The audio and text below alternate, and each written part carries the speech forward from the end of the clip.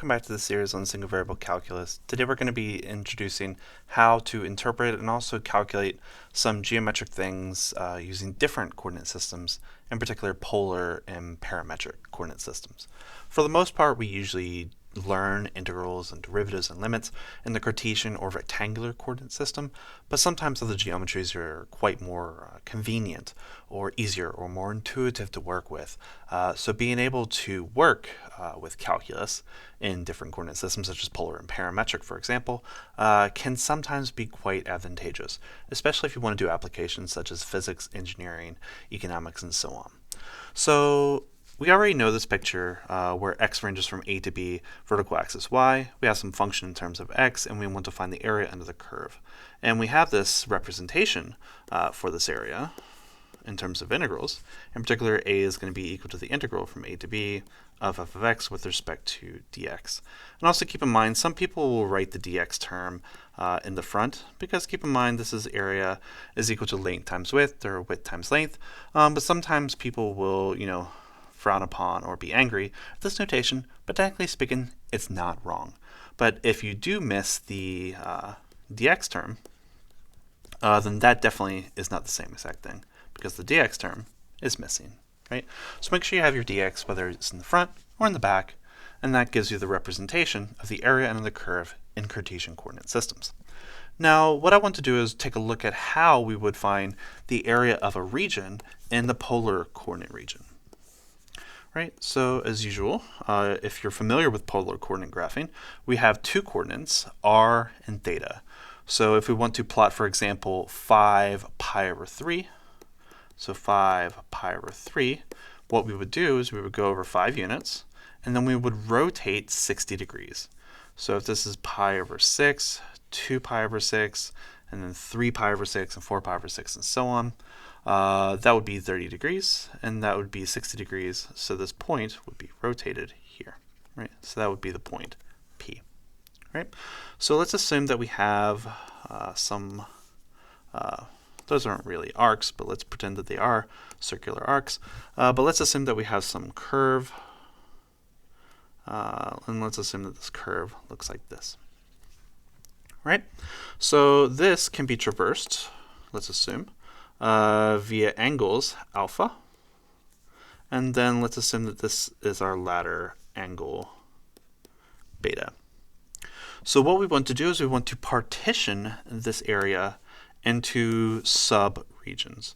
So for example, from alpha to beta, we're going to partition that into n subregions of alpha beta. For example, we can think of this from the horizontal perspective.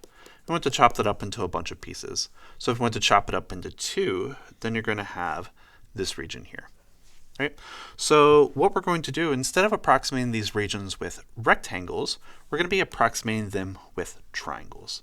To get a better approximation, because 2 triangles definitely aren't going to be nice for this particular area, let us use 1, 2, 3, and 4. So the triangles that we're going to be working with is the triangles where that's one length, right? So that's going to be the area of one triangle. And then we're going to have this triangle here. So it's going to be that one. So currently we have an under approximation for that area region. And then we're going to connect those vertices. We're going to have that. And then our last is going to be an over approximation, because we're going to go beyond the curve. And that's going to give us that, right? So that would be our approximation. So approximation with triangles. And just like we had with Riemann integration for rectangular coordinate systems, we have, left rectangles, right rectangles, trapezoids, and parabolic Simpson approximations. You can have a variety of things with respect to polar coordinates, but keep in mind, as long as it's a smooth differentiable curve, regardless of the shape, it should converge to the same exact area. All right. So how are we going to build a formula for the area of a region in polar coordinate systems? So let's just think about this from a very basic geometric perspective, because our theta is going to be partitioned into equivalent lengths of delta theta. Right, so this is going to be our delta theta, delta theta, delta theta, delta theta, delta theta, where delta theta is going to be equal to beta minus alpha divided by n, where n is the number of subpartitions. Right? So our goal is to find the area of this sector, right? So you might remember from basic geometry that the area of a sector of a circle, because keep in mind, if this length is small enough, then this area between the circular arc and that line is going to be virtually zero, infinitesimally. So the area of the sector, if this is truly a circle, so let's assume that this is a circular arc, because keep in mind the area of an entire circle is pi r squared, so therefore we're going to assume that this distance right here is r, is going to be equal to a percentage of the entire area, which is going to be 2 pi, and then pi r squared. So it's a fraction of the entire area pi r squared. Right? So we can rewrite this in a more simplified fashion, because notice that these pi's are going to cancel, and this is just going to be equal to 1/2 times delta theta times r squared. But keep in mind this curve is going to be a function of theta, so therefore this gives us a prototype for approximating the area of our region. So therefore, if we have some curve, let's assume that this is our curve here, and let's assume that this is our area, and let's also assume that this curve is traversed in this particular region, therefore we're rotating in that direction. Let's assume that this is alpha, let's assume this is beta. That doesn't look like an alpha, that looks like a theta. Alpha, theta. And let's assume that our goal is to find the exact area of this region. Then via this formula, you should be able to prove using the same exact ways we derived a Riemann integral. This will be the integral from alpha to beta of 1/2 r theta, our function, the quantity squared d theta, where this curve is r is equal to r theta. Right? So that gives us a formula to find area of regions in the polar coordinate system. Let's go ahead and do a quick calculation example to make sure we understand how to do it. Let's assume we have the polar function r of theta is equal to 1 minus 2 cosine of theta. Right? So if you don't know how to graph polar coordinate functions, as usual, we can start off with the table of values to sort of get an idea of what our curve looks like. Let's do 0, pi over 3, pi over 2, and pi, just to get some basic graphs, or basic graph points. So when you plug these in, when you plug in 0, you're going to have cosine of 0, which is 1, times 2. 1 minus that is going to give us minus 1. And then we're going to have 0, 1, and minus 3. So if you were to traverse this entire curve, say from 0 to 2 pi, you're going to have the following curve. So the curve starts off at 0, let's say, and it's going to rotate in, then it's going to come all the way around, and then it's going to loop back in. That's supposed to be symmetric about the horizontal axis. I'm just going to do a quick redraw because my graphing is definitely not the best. But we have this little piece here, and then we're going to have that piece. Let's see, it should cross about there, and then it should go out at most there. There we go. That's a little bit better. All right, let's draw our arrows for traversals. Right, so that's if we go from lesser values of theta to larger values of theta. And let's assume that our goal is to find the area of this region here. So area is equal to question mark. To sort of give you some ideas of where our curve is inside of these pictures, obviously when theta is equal to 0, that is going to be located right here. So theta is equal to 0 is going to be located at that point here. And this point right here, that's when theta is equal to pi over 3. Pi over 3. And then we are going to rotate all the way down to theta is equal to pi. That's negative 3. And then this is going to be our theta is equal to 3 pi over 2. And then we're going to get back to this point, which is again going to be theta is equal to 5 pi over 3. And let's also mention that this point is theta is equal to pi over 2. Right? And you could do a bunch more points here, but our goal is to just do this area in between. So notice that when we do our area, if we do the integral from 0 to pi over 3, that's going to give us the bottom region of this area. Right? So the integral from 0 to pi over 3 is going to give us this. And since this curve is symmetric about the horizontal axis, we just need to multiply that by 2 in order to get the entire area that we want. All right? So let's just take that as a strategy, using symmetry to our advantage. So our area is going to be equal to 2 times the integral from 0 to pi over 3 of 1/2 our function, 1 minus 2 cosine of theta to the power of 2 d theta. And it's to the power of 2 because it's r squared. So 1/2 pi r squared. That's pretty much where this derived from. All right. Now we have just a single variable integral problem for which we can do our usual tricks. So this is going to be equal to 2 times 1/2. Well, the 2's are going to cancel, so I'm just going to ignore that 2 now. So we're going to have the integral from 0 to pi over 3. And then I'm just going to expand that out. So I'm going to have 1 minus 4 cosine of theta plus 4 cosine squared theta d theta. And using some difference identities and squared identities and trigonometric tricks, you should be able to find via our normal values that this is going to be equal to pi minus 3 square root of 3 all over 2 as our exact value. And if you don't like exact values, you can always do a numerical integration to approximate this to get approximately 0.5435. All right, so that's how we can find integrals in the polar coordinate form using that area formula, integral from alpha to beta, 1/2 r squared d theta. Right? So what other things did we do in the rectangular coordinate system? Well, we also did arc length. So how are we going to do arc length in polar coordinate systems? Right? So let's just recall how we did it in the Cartesian realm, or the rectangular realm. And that was equal to the integral from x is equal to a to x is equal to b of the square root. And this was derived, if you don't remember, the Pythagorean theorem, because this was just the perimeter of a right triangle approximated by. Right? So this is 1 plus dy over dx, the quantity squared. And then that was multiplied by dx. And this, from the geometric perspective, in case you do not remember, right? So we have a, b.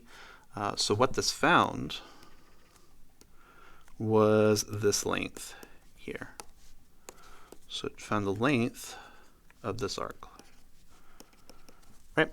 So our goal is to transform Cartesian coordinates to polar coordinates. And if you know how to do that from derivatives or even pre-calculus, then this is just a quick change of coordinates formulas. So you might remember that x is going to be equal to r cosine theta, and y is going to be equal to r sine theta.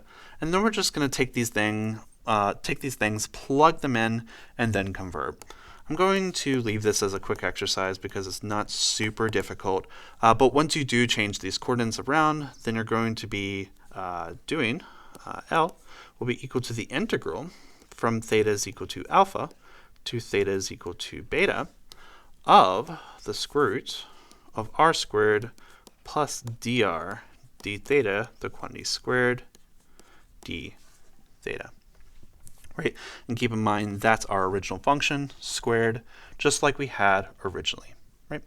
And obviously that would result in a single variable integral for which we can integrate using the previous methods that we've learned. As an example, consider the same curve we did before where we found the area of that interior little region. Now our goal is to use that formula that we just presented to see if we can find the length or the perimeter of the region for which we found the area for which it enclosed. So what is this length equal to? So via the formula that we mentioned, we can find this area, or parameterize it with respect to theta, because the bottom is just 0 to pi over 3. That's going to give us that length there. And again, since it's symmetric about the horizontal axis, we can just multiply that green length by 2 to get the entire length.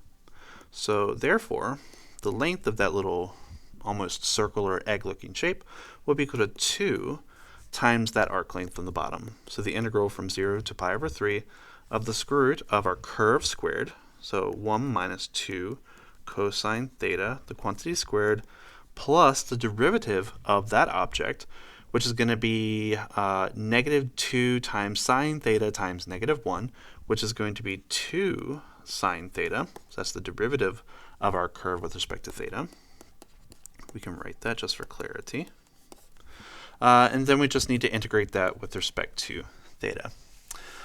So the first thing that you probably would want to do is expand that first expression. So we're going to have the integral from 0 to pi over 3 times the square root of what? So 1 minus 4 cosine theta plus 4 cosine squared theta plus 4 sine squared theta, d theta. And you might remember that sine squared theta plus cosine squared theta is equal to 1. So if we factor out 4, we're just going to have 4 times 1, which is just going to be equal to 4. And then we're going to have 4 plus that 1, that's going to give us 5. And then we're going to have a very basic looking integral, 2 times the integral from 0 to pi over 3 times the square root of 5 minus 4 cosine theta d theta. Although this integral does look very harmless, it's actually quite annoying because this is one of those integrals that are not an elementary primitive in terms of antiderivatives, so numerical integration is usually going to be a go-to for this type of integral. So if you do numerical approximation, for example, Simpson's rule, you can find this is going to be approximately equal to 2.6825. So that's going to be the length, that region, for which we found the area by. All right. So now that we know how to find areas and arc lengths with respect to polar coordinates, now let's switch to parametric coordinates and see if we can develop identities for those as well. So let's also do arc lengths, but in parametric coordinates. Arc lengths and parametric coordinates. So pretty much what we have is a parameter t for which we want to parameterize a curve with respect to, for example, from 0 to 1, 0 to 2 pi, and so on. All right, so again, let's recall our arc length in rectangular coordinate systems. So that would be the integral from x is equal to a to x is equal to b times the square root of 1 plus dy dx, the quantity squared. And remember there was a dx term on the outside. What I want to do is I just want to square the differential, then take the square root of it. It's going to be a positive number, so it's going to be the absolute value of dx, which is just going to be equal to dx. So what I want to do is I want to distribute this squared differential inside of that expression. And that's going to give us the integral from x is equal to a to x is equal to b of the square root of dx squared, so the square of the dx differential, and the square of the dy differential. And then I want to multiply this expression by 1, in particular dt over dt. And then I'm going to do the same exact trick. I'm just going to factor in that t into that region, and then I'm going to change my coordinate systems from t is equal to alpha to t is equal to beta, let's say. So this is going to be equal to the integral from t is equal to alpha to t is equal to beta of the square root of dx over dt, the quantity squared, plus dy over dt, the quantity squared, dt, where I factored in that dt inside the square root. Right? So if we think about this from the geometric perspective, so what we have here is some curve. Let's assume that this is our curve. It doesn't have to be a function of x. Right? And let's assume it's traversed in this particular direction. So we can say that this is t is equal to, say, alpha, t is equal to beta. They don't have to be integrals, of course. Then we can say that L will be equal to the integral. That doesn't look like an integral, it looks like a square root. So the integral from t is equal to alpha to z is equal to beta. We can write this, since x and y are going to be functions of t only, we can write this as x prime of t squared plus y prime of t squared dt.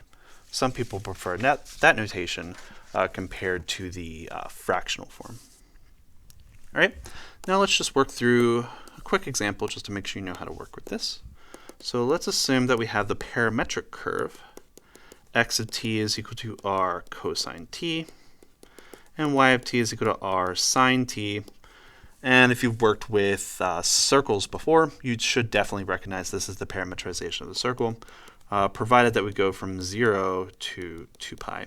And let's assume that 2 pi is not included, else we intersect ourselves, and that's going to be an issue when it comes to parametric integration. Right? So if we think of this as our parametric curve, what we have is a circle, and it's parametrized from 0 to pi over 2. So this is going to be equal to t is equal to 0, and then we're going to be rotating counterclockwise up to t is equal to 2 pi, or slightly to the left of it. That is, we're not going to be meeting at 0. Now we should know the formula for an area of a circle, which is going to be pi r squared. So this area formula, or the arc length formula, should be giving us 2 pi r, right? So let's assume that L represents the arc length of this region, but this is just the circumference of a circle. So if you see this on a test, you can just be equal to 2 pi r. Oh, that's easy. I know the circumference of a circle, assuming that you can identify this parametrization as the circle. But we could also look at this as a proof or a derivation of the circumference of a circle, provided that we haven't used any circumference of a circle formulas in the derivation of the identities for which this proof is built upon. So L is going to be equal to what? So we're going to be integrating from 0 to 2 pi. And then we're going to do the square root of, so we're going to take the derivative of x with respect to t. So that's going to be equal to minus r sine of t, and then we're going to square it. And then we're going to take the derivative of y of t with respect to t. That's going to be equal to r cosine of t, and then we're going to square it. And then we're going to be integrating with respect to t. Then what are we going to have? So we're going to have the integral from 0 to 2 pi, square root. Notice we're going to have a minus r squared, which is r squared. We're also going to have an r squared there, leaving us with sine squared t plus cosine squared of t, and then we're going to have dt. Again, you might remember sine squared t plus cosine squared t is going to be equal to 1, regardless of what t is. So that's going to be equal to 1. And then we're going to have the square root of r squared, which is going to be equal to r since r is positive. So we're just going to have r, a constant since it doesn't depend on time. Then we're going to have the integral from 0 to 2 pi of dt. That's going to be 2 pi minus 0, which is 2 pi, which is just going to leave us with 2 pi r, which you know to be the formula for the circumference of a circle. All right? So once we have that, then we can ask the natural question, how about the area of a circle, for what you know is just going to be equal to pi r squared, right? So if we look at our relation, we know if this radius is r, and r, this area is equal to pi r squared. But how can we prove this via parametric coordinate systems, right? So if we look at this particular region, let's just look at the first region. Then we're going to have, for example, this rectangle, this rectangle, this rectangle, and so on. So for example, this is going to give us yk, so it could be y1, y2, y3 in this picture. And then we're going to have delta xk, so that could be delta x1, delta x2, delta x3, and so on. So our change over the course of this region, or the area, can be equal to the sum of the length times the widths, right? So that's going to be equal to the heights, which is going to be equal to yk, and k is going to range from 1 to m, so this is going to be an approximation, and then that's going to be multiplied by the length, which is going to be equal to delta xk. And then we can just multiply top and bottom of this expression by delta t, and notice that we're going to have the derivative of x with respect to t once we take the limit as n goes to infinity, which is equivalent to the limit as delta t goes to 0. Right? So this can give you the foundations for a formal proof to show that the area will be equal to the integral from t is equal to a to t is equal to b of y of t times the derivative of x with respect to t dt. And this is going to be your primary relation for integrating with respect to parametric coordinates. Now, of course, you could write this in terms of y of t, but we're going to assume that this is your convention. But of course, I leave the other one as an exercise for you. And it's very important to note, this is actually very, very important, the curve should not be self-intersecting. It should not be self-intersecting. Else it's possible that it cancels itself out. So in case you do not know what I mean by that, let's assume that this is a parametric curve. Notice that this curve is not intersecting itself at all, right? But it's possible that if we extend time, it's possible that this curve goes over here. Notice that it crosses itself. That's not allowed, right? So the curve should not be self-intersecting. That's a requirement about these y's and our x's, right? With this in mind, if we go from 0 to pi over 2, including 0, not including 2 pi, we're not going to be intersecting our curve at all, so we should be safe for this calculation.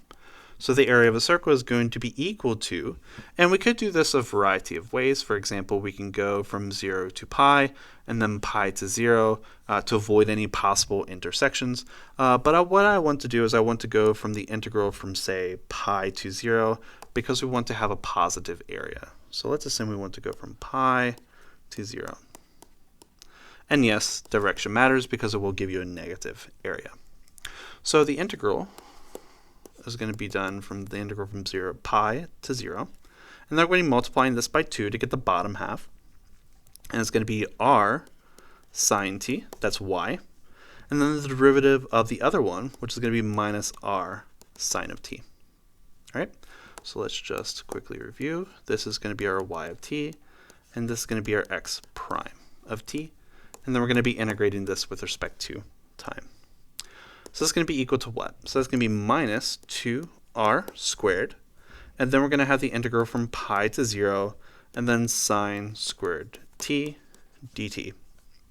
And then we're going to use our usual tricks to deal with the sine squared of t, usually using a double angle identity trick.